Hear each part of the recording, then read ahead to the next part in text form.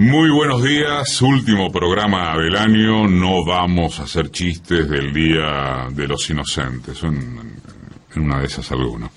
Es un programa de características especiales.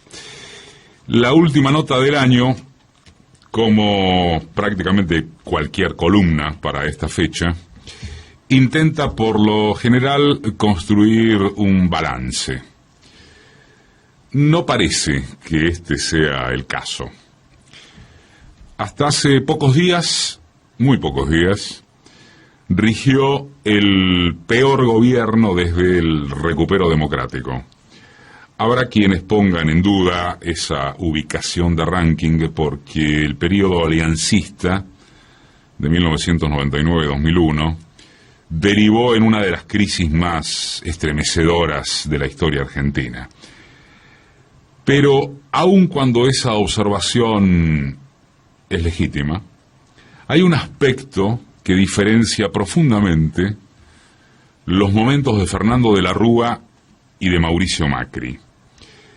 El cordobés, al margen de su impericia como estadista, recibió un país cuyo cepo de origen tenía un destino inevitable.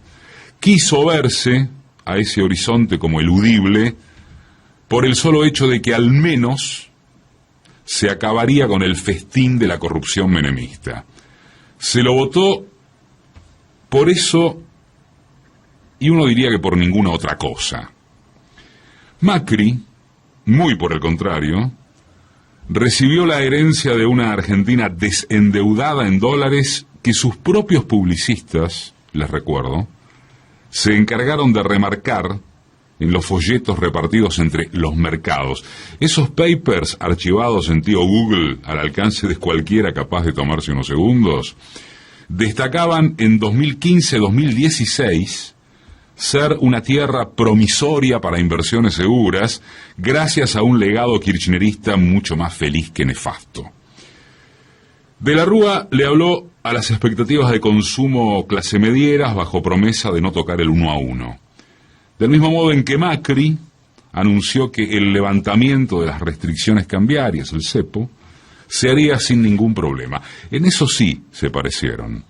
Pero el radical iba derecho contra el iceberg que al cabo del choque administrarían, como siempre, los populistas. Y el hijo de Franco sencillamente se metió con sus socios ideológicos y corporativos en un juramento de nunca más al país venal que espantaba la confianza externa, que resolvería la inflación en 2 patadas, que llegaría a la pobreza cero. La diferencia es de dónde provenían en términos económicos macro, como gustan decir los neoliberales.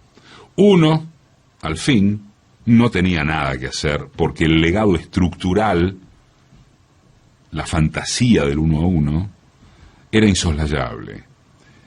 El otro tenía todo a favor, Macri, y produjo un drama múltiple que otra vez, requiere del populismo para salvar las papas. Constatada esa diferencia, entonces, no hay manera objetiva, seamos francos, de que el gobierno de Macri, el que se fue, pueda evitar la calificación de haber sido el más malo de todos. Detallar cada ítem ratificatorio de eso, nada más que porque una columna de fin de año tiende a preciarse de ser un balance, y sería casi tan inútil como aburrido. Inútil no sé, aburrido seguro.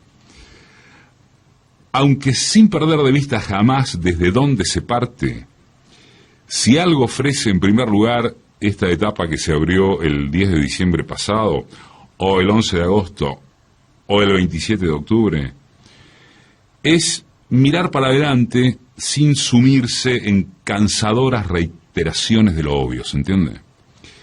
Cuidado, experiencias mundiales y regionales en particular vienen demostrando que la paciencia popular es cada vez más corta y que eso no deriva necesariamente en alternativas progresistas sólidas. Llegado el caso, ocurre más bien lo opuesto y, como en Brasil, asoman variantes de neoliberalismo fascistoide. La cuerda de remitirse al desastre que dejó Macri es delgada, así sea que todavía resta el changüí de ver desfilar por tribunales a varios de sus referentes, y a él mismo, junto con el destape de su tremendo testamento. Una enorme prueba de lo expresado es que los primeros pasos de ambos Fernández ya fueron imputados de ir en reversa. A lo que es reparación se le llama ajuste. El programa contra el hambre es un escenario de famosos con lágrimas de cocodrilo. Se volvió a joder a los jubilados porque se achicaría la pirámide perjudicando a quienes ganan un poco más que la mínima y quisieron colar no meterse con los regímenes de privilegio. Segmentar la suba de retenciones agropecuarias para favorecer a los productores pequeños es impracticable. Les regalaron beneficios a las mineras. El tema de Mendoza, con una movilización popular impactante que sorprenderá a las visiones exclusivamente porteñocéntricas. Bueno, el tema de Mendoza muestra quizá alguna contradicción de discurso más allá de que haya sido una resolución provincial.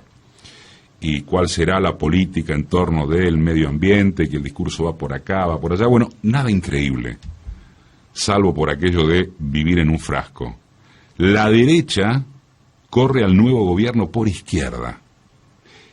Y eso que Fernández, Alberto, continúa brindando entrevistas en territorios hostiles, dejando mayormente mudos a interlocutores que intentan acecharlos sin la más mínima preparación técnica. Debería suceder, nos parece, como ya se dijo aquí mismo hace una semana y no fuimos los únicos, y siempre, por favor, sin olvidarse de que uno es apenas un comentarista, debería suceder un mejor cuidado de la comunicación. Por ahora, y con el inventario beneficioso de haber asumido recién, semeja que el único transmisor global es el presidente, y que falta articulación, en ese sentido, entre algunas de las áreas más sensibles. Cabe insistir, esto se dice de afuera y de ojímetro, pero es preferible pecar de sobreexigencia que de callarse demandas cuya falta en la gestión popular anterior, y esto también lo habíamos señalado, costó caro. Mejorar las tácticas con que se da la batalla cultural contra una derecha de medios de comunicación poderosísimos, sino hegemónicos, es un elemento ejecutivo que el gobierno debiera estimar prioritario. El presidente que pone la cara y la voz frente a las campañas periodísticas del odio, el que intenta rubricar con sus gestos un país más inclusivo y de coherencia entre lo que dice y hace, el que asume con bastante tranquilidad de enfrentarse a preguntas de sobreactuación incisiva que nunca se le formularon a su antecesor, y eso que Alberto es un calentón, sirve para una primera etapa en la que no se acusa desgaste. Pasado ese tiempo, se requiere de vocerías precisas en cada tema para que no se exponga a riesgos improcedentes. En otras palabras, no solo al gobierno le es demandable una política de comunicación, deben tenerla y ser escuchados quienes abrevan en su defensa. El macrismo acabó sin nada que comunicar. Se le terminaron sus grandes gurús, la influencia presuntamente decisiva de sus ejércitos de trolls, sus grandes kamikazes caricaturescos en los debates televisados, sus Elisas, sus Fernandos, porque la sociedad mayoritaria les había perdido toda expectativa favorable. En esta etapa del nuevo gobierno, justamente se trata de que no se confíe en las mieles de los comienzos. De nuevo, diseñar una estrategia de comunicación le es imprescindible, y tendría con qué, si auténticamente apunta a otro modelo de país.